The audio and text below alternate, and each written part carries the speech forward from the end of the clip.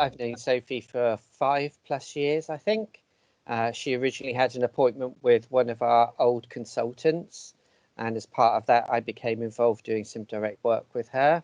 Sophie was referred to, she was suffering with high anxiety after the loss of my father, and she was suffering quite badly at school, so school referred her.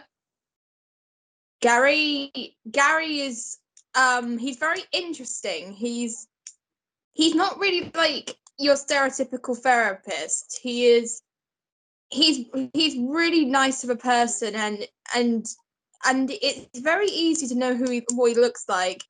He's definitely one of the best.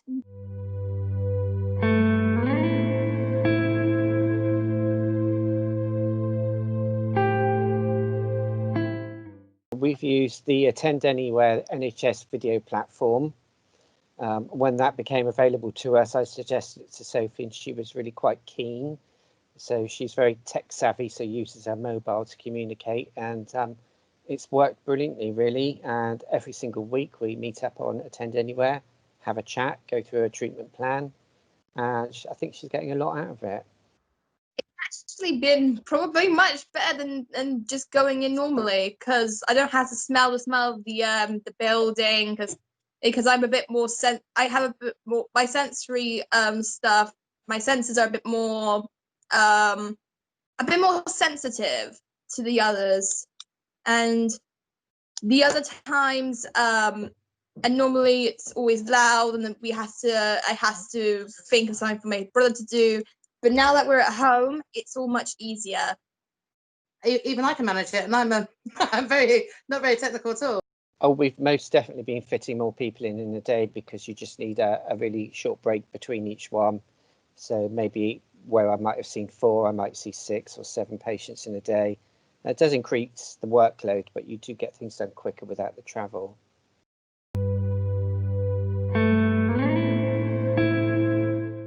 He get me to do some baking and stuff through that, and I made some scones, and I think he enjoyed it a lot. He enjoyed the fact that I made them all by myself. It's part of our whole package of treatment, really, for Sophie. We use an adapted CBT type approach with her, where you look at her thoughts and you're trying to change the negative thoughts into something positive. And one of the best things that helps Sophie with all of her issues is distraction and finding something positive to do. And I think with lockdown, people were sat on their sofas day in, day out, hours on end. And I thought it was important to get her up, get her moving, get her focused on something positive. And she took that on board 100% and really bought into it all. Cooking and baking was definitely my favourite. And steps as well. Walking with my friends and stuff like that. They've all been really good. For one session, I would say, okay, what's your task going to be? And Mum would say, well, let's make some cakes or something. So Sophie would get into that. She'd make the cake, she'd take some photos. So during my next session, she could actually show me that she's done it. And talking to Mum, and she said that Sophie really does like me giving her things to do, like setting her little challenges. I think I spoke to her at the end of last week and set her another challenge to write a cool list and a rubbish list, like 5 cool things that have happened to her and a couple of things that haven't been so good. She got on really well with doing that, and it works well for her.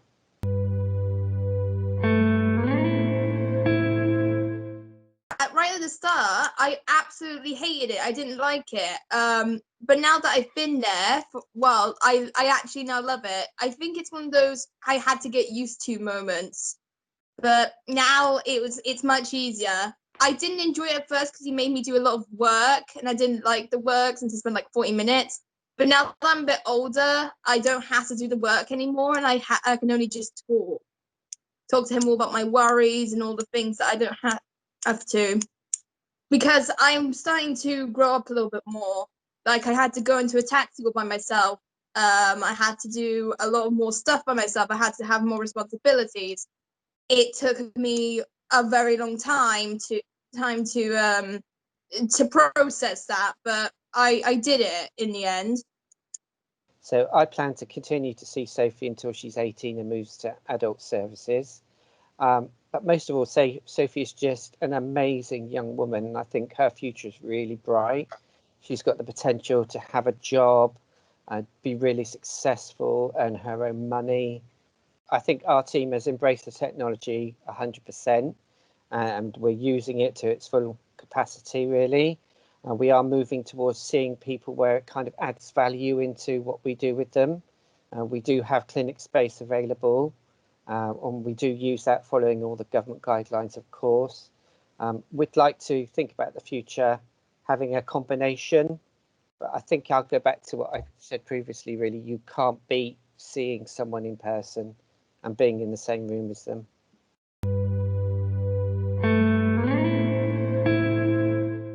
If I didn't have Dorset Healthcare, I probably would have gone much worse, and my anxiety levels would have just gone over the roof. But now they're not as bad. There's still, of course, there's still anxiety, but it's not as bad as before. One of Sophie's anxieties is travelling too far. And so obviously to travel all the way over in rush hour, it's not so much the distance to Southbourne, but actually the length of time it took us to get from to there and back again. Actually, the Attend Anywhere has actually worked out really well for us. To be honest, from a parent's point of view, it's a lifesaver. Because like I say, some of the things she'll take them as guaranteed from Gary, where she won't. If she doesn't take it from a parent, sort of thing. We're white noise after a certain length of time. But she listens to him and she acts on what he says. So he'll give a task to do and she'll go away and do them just to prove to him that he's right. Like she was poorly a couple of weeks ago. She was really stressed out. Poorly is too strong a word for it, but anyway, she stopped eating basically. But then she spoke to Gary, and Gary literally told her the benefits of eating and why she must eat. And he made her promise to go and eat, and literally put the phone down and went and had something to eat. But previously, so she hadn't eaten for a few days.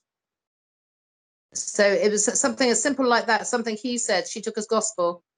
I can't thank Gary enough. And I also can't not thank Helena, because she's done a lot of work with Sophie, and she must be the most incredibly calmest person I've ever met in my life. And she's amazing, and she's done a lot of work with Sophie, and so's Gary. I mean, both of them have been brilliant. There's not really much more I can say about them. They're both fantastic. But again, that's number one thing of him building up her confidence, the ability that she can do anything.